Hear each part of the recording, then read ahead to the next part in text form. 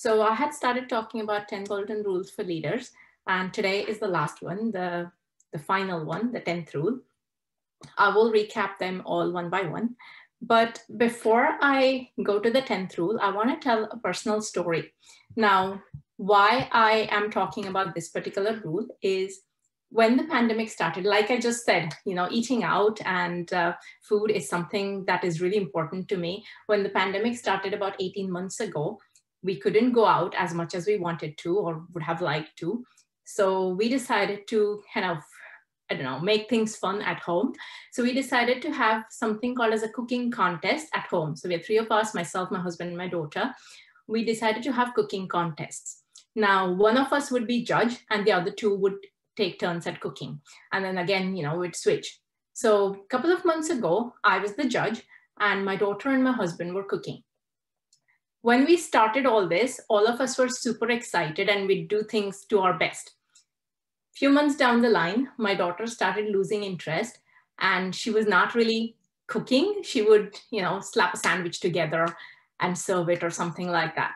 Now we had a budget and time restriction and everything to make the competition fair. She bought frozen burger patties. Technically it's cooking because she had to cook them in the oven, and then, just made a burger, but put a very cute heart shape with ketchup on top of the burger and served it. That was her lunch preparation. I had to score her. After that, my husband, who likes to give 1000% to no matter what he's doing, he cooked. So he cooked a 7-course meal, 3 kinds of starters, salad, followed by 2 mains, and then a dessert. When he was bringing all of it out for dessert, he had cooked tiramisu, on top of which he was trying to put cocoa powder. I think it was the powder that kind of flew everywhere and made him all tickly in the nose. And just as he was about to place the tray on the table, he sneezed. And he sneezed on the food in front of us. Now, there was no way I was going to eat that food. I did not eat. My daughter did not eat. So I announced my daughter to be the winner of the cooking contest.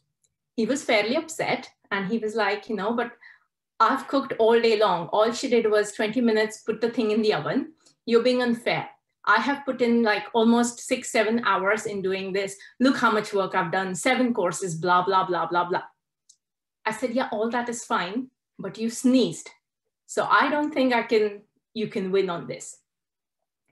What I'm trying to say is a lot of us in all walks of life, whether professional or personal lives, we tend to do this sneeze effect, which is we work hard, we do things right, we do a lot of work, which towards the end makes us feel sometimes frustrated, angry, exhausted, or some cocoa powder, whatever the reason, we end up sneezing.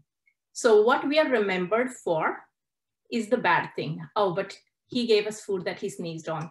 He did this. He said bad things when he left. So we all do this. And I end up having a lot of exit interviews with staff who during the exit interview tell me things like, as formality, I ask the question, so what could have prevented you from quitting this job? What could we as management have done differently? And people give a long list of things. Yes, I agree, those things might be true, but how is this helping you right now?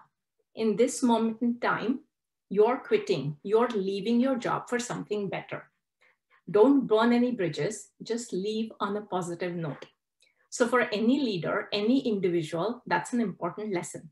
When you're wrapping up either a project, sealing a deal with a client, or even moving on to a next job, or whatever you're doing in life, make sure you leave with a positive note. Because what happens in the end matters. That's what you're judged for. So it's not just the first impression, the last impression counts just as much.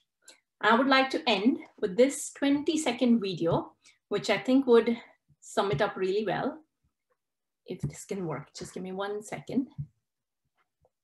Okay, so I had talked about this, the 10 golden rules. I don't know if I can make it play. 1 second.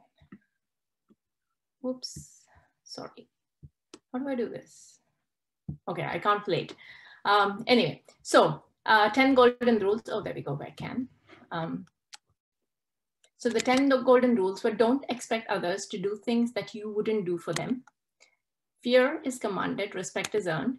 Be honest and trustworthy. Help more, judge less. Avoid the temptation of adding too much value. Arouse interest in others. Don't play favorites. Empower people. Nobody likes to feel that they've been given charity. Give constructive criticism. Don't yell at Shashi saying that you're a bad host. And the last one is the last impression matters. So give people due credit. Say thank you enough. Don't be brutal. Honesty is not always the best policy. You can be honest, but sugarcoat your words.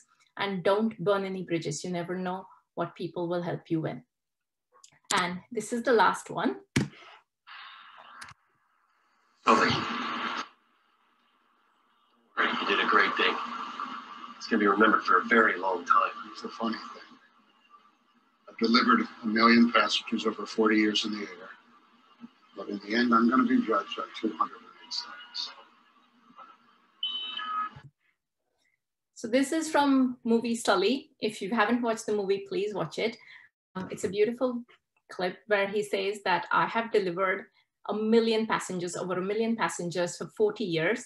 But in the end, what I get judged for is the last 208 seconds. And that's what it is for all of us. So the last impression also matters. Keep that in mind. Thank you. That's about it.